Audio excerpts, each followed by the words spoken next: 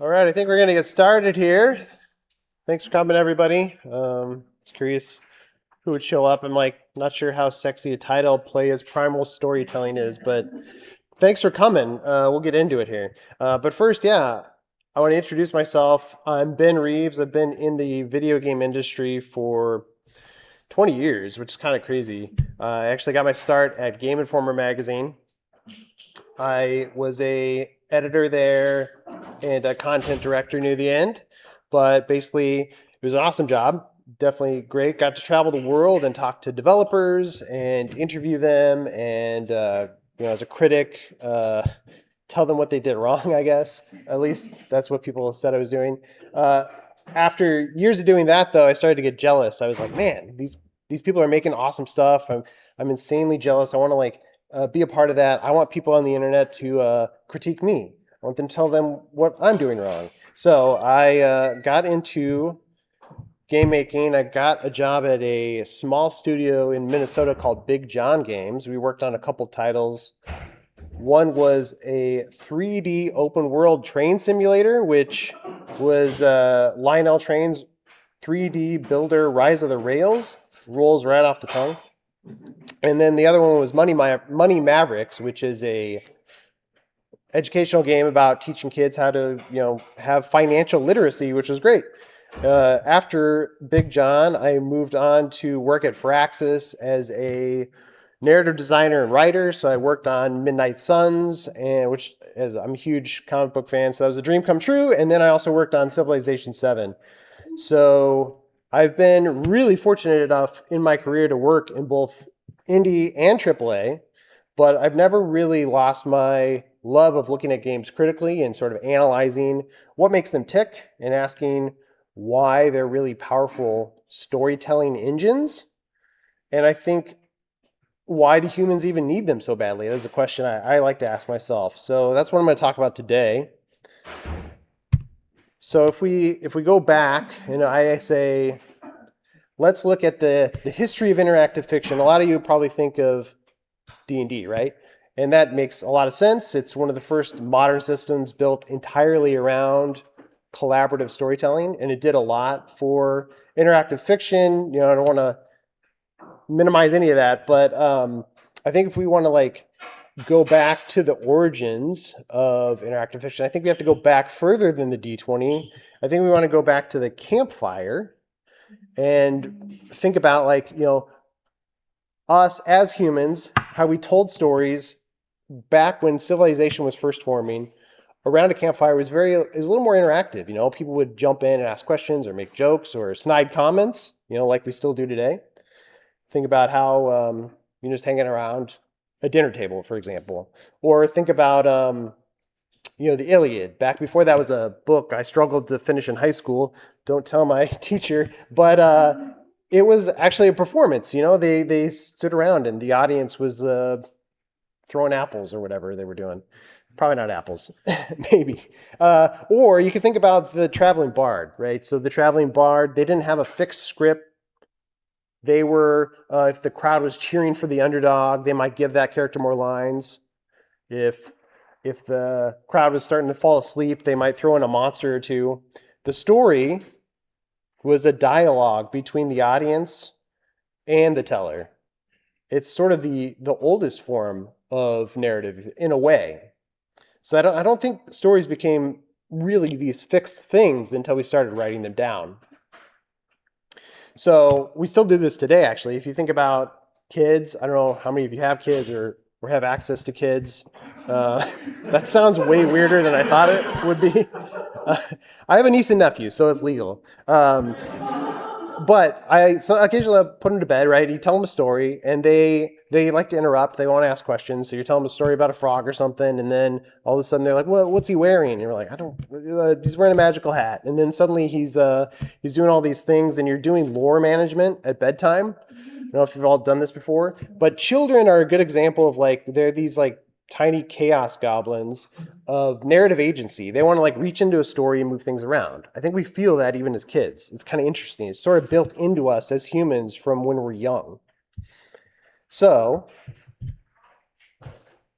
I'm going to talk also about play a little bit, which is a little bit different than interactive fiction, but play is also this primal thing. It's something that animals do. You go to a zoo or you go to watch a nature documentary and you see the animals run around, jump on each other.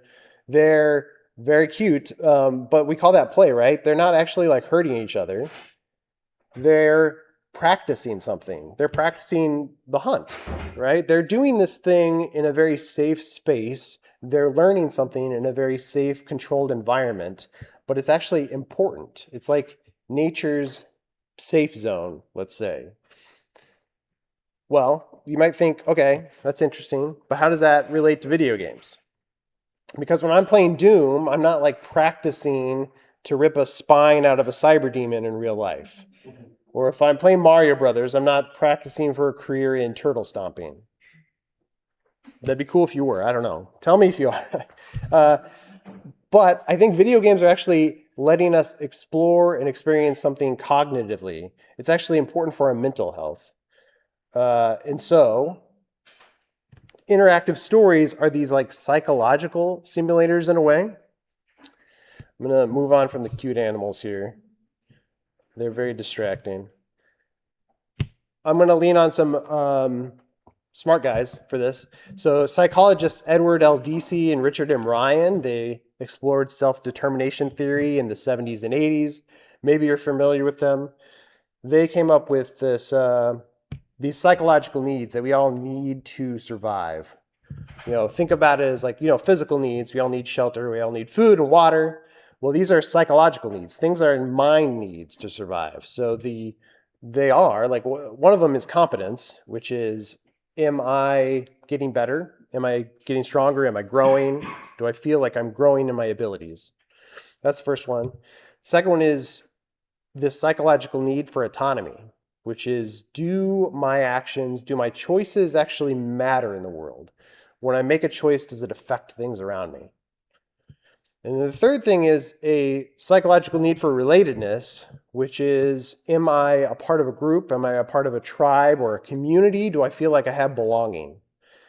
These are all things that we need as people, as humans, with the psychology. I actually explored this for an article in Game Informer back in the day. You can actually read it online. It's why and how our desires for games shape our world. It's still on Game Informer right now. If you want to just Google that.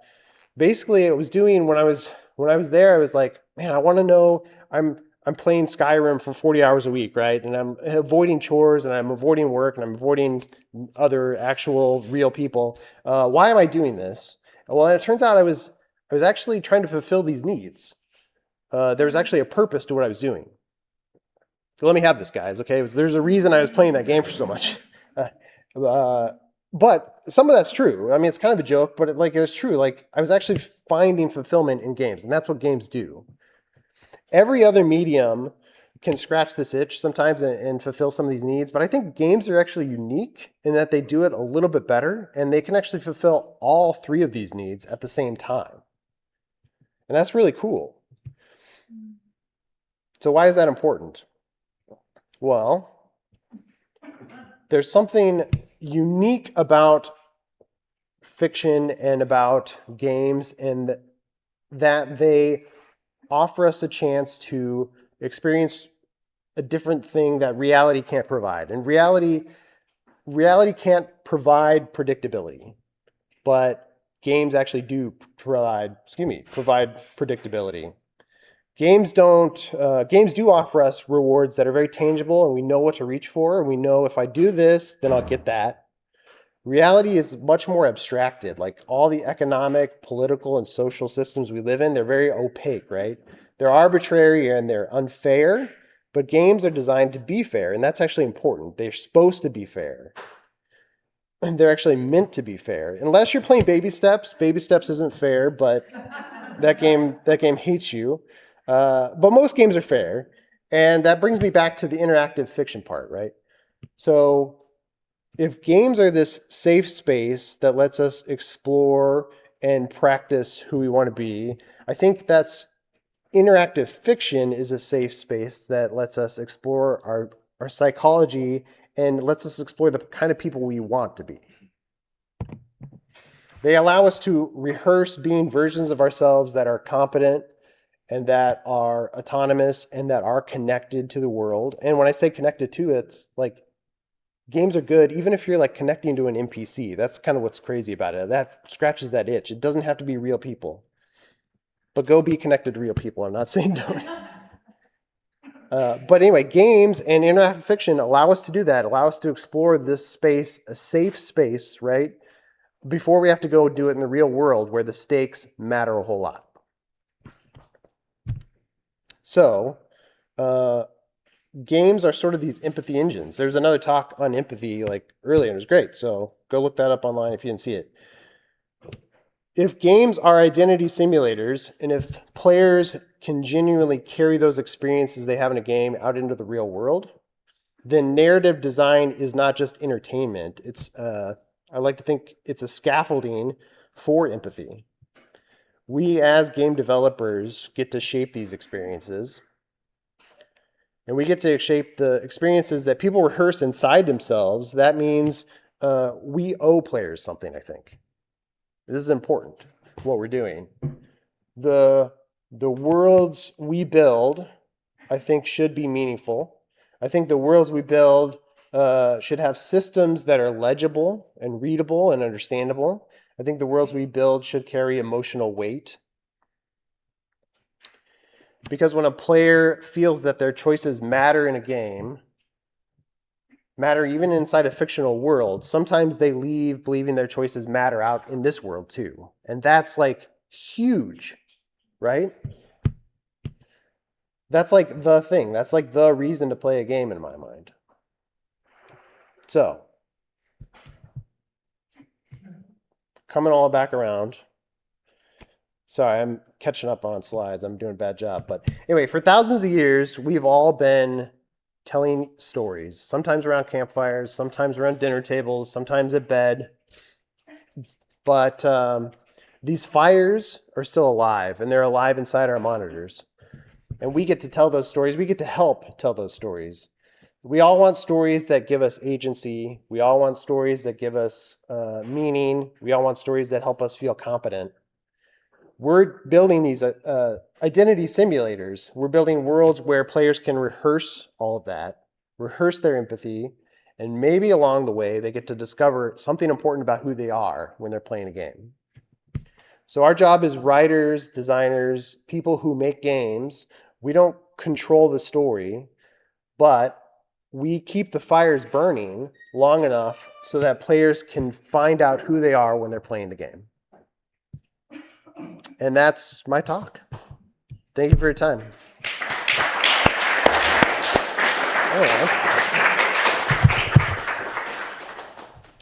Feel very arrogant clapping for myself there. But I don't know if we have any questions. How much time do we have? 5 minutes for questions.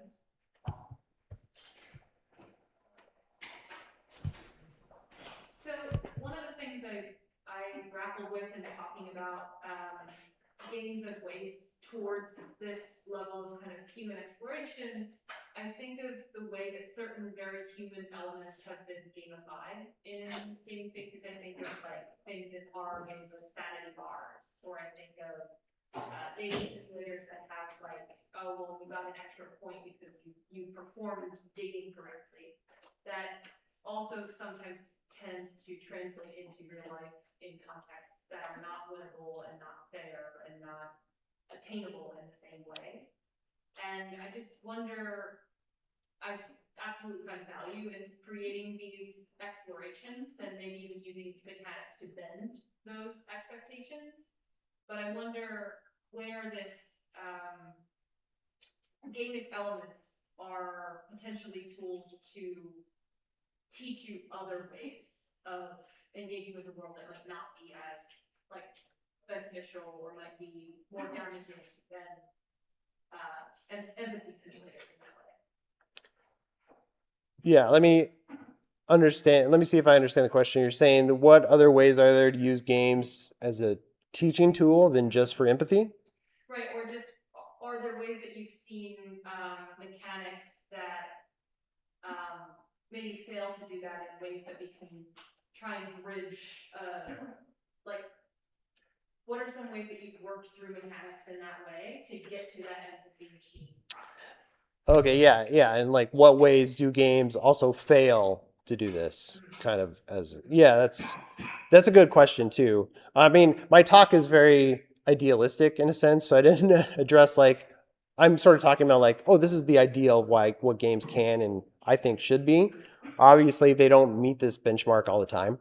I immediately thought of just like the classic, and I think you even said like dating simulator stuff. Think back to Mass Effect and Mass Effect relationships, and people really liked Mass Effect, and people really liked the dating stuff in Mass Effect, but it's always sort of this like check the right box or check the right conversation path, and then you're rewarded with this very intimate moment, which is like kind of a shallow way to look at a relationship. So I think that's an example of like, well, I think they're getting at something with Mass Effect. It's like people want, again, that relatedness. People want to have relationships with people, even NPCs. We want to have that connection and feeling, but it's a very shallow version of it in a lot of dating simulators. There's not a lot of like give and take or this sense of like, oh, well, I have to actually sacrifice my own desires from time to time if I'm going to be in a relationship. I don't know that video games are quite there yet and being able to deliver that, but that's something that I'd love to see explored more. Any other questions?